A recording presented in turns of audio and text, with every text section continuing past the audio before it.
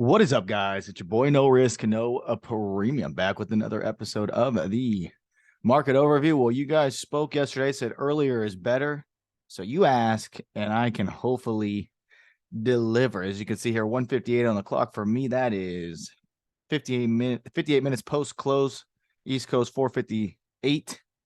I do think it'd be better this way, obviously, because normally when it comes out, it's about 5 or 6 p.m. my time. That's 8, 9 o'clock your guys' time if you're on the East Coast. So looking to do this now. If I don't get it out right away, it's obviously because I had something to do. So probably just refer to the normal time that it would come out. Typically it'll be out by then.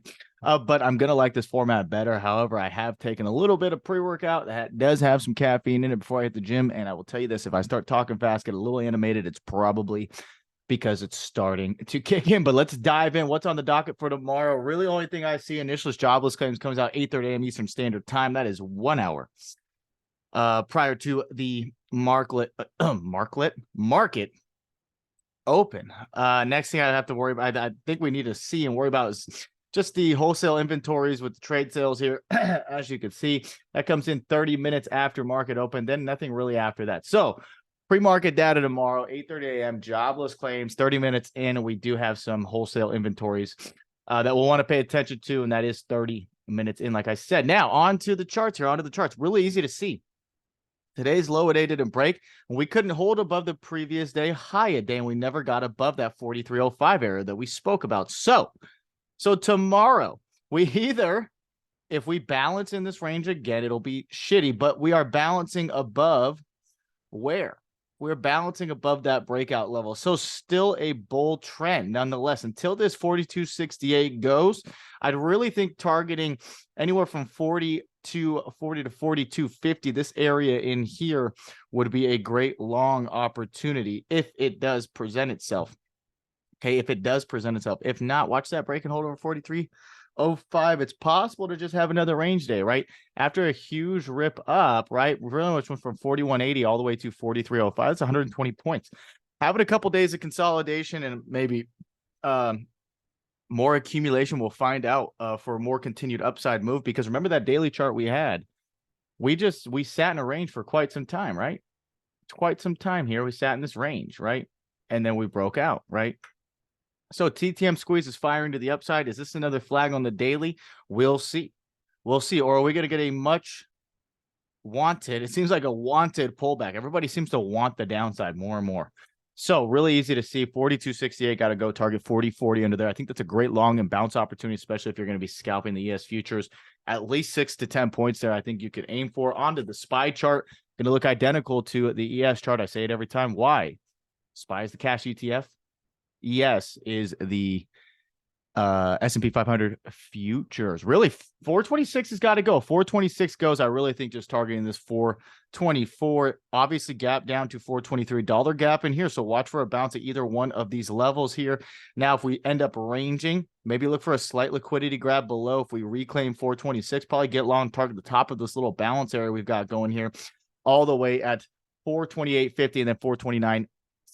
As you can see, we didn't quite get above that either. Now, if we break above, look for a 430 break and hold, takes us to 431.50, finishing the gap fill, target 435 above there if we want to get scooting, booting, tooting to the upside. QQQ finally showing weakness compared to what?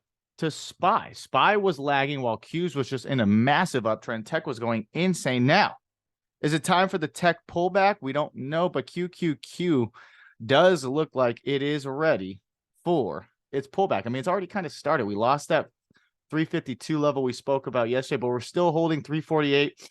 And I think 347. That's what I'm seeing right here.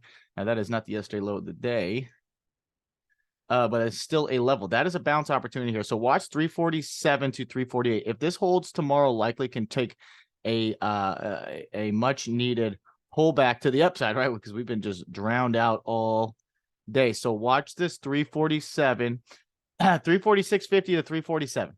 Watch that area for a possible bounce in here. Now, if we lose that area, I think we get an even deeper pullback all the way down to 340. It's very, very possible. So you want this break and hold into 346.50. If not, target top of the range. Really can't get long until 357.50 gets taken out.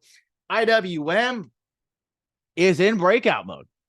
Finally, is in breakout. Look at this balance in here, and now we're breaking out. We're just continuing to get to the upside. That tells me, even though we're getting a pullback on SPY and QQQ right now, they're buying small caps. They're buying 2,000 stocks. I mean, that's what the Russell 2000 stands for. I don't know if it's exactly 2,000, maybe like 1,800 plus, but it's a bunch of small cap stocks. And it's just pull back to the top of the balance, pull back and held pretty much to yesterday's pullback in the pre-market, and then continued on up higher. So probably want to get some levels here for you guys so that we have them. Above 186, call it 187, where we've already gotten to. It's really 189 and then 190 above there. 190 goes 200s in play. Now, I don't know if we get there, but this has been a long-awaited balance breakout of QQ. This is not QQQ, IWM. Okay, IWM, like we said, 189. Okay, 192. Then we could take us all the way on up here to 194 and 200 above. So on IWM tomorrow, you're looking for this little break of today's high, 185. We want dips into 185 to hold, really, so we don't make a lower low. For this to keep going, you can watch this 186.50 area for pullbacks as well. If it's strong, it's not going to need much pullback for it to continue on up higher. If we break below this 183, can watch possibly get a second test of this balance area.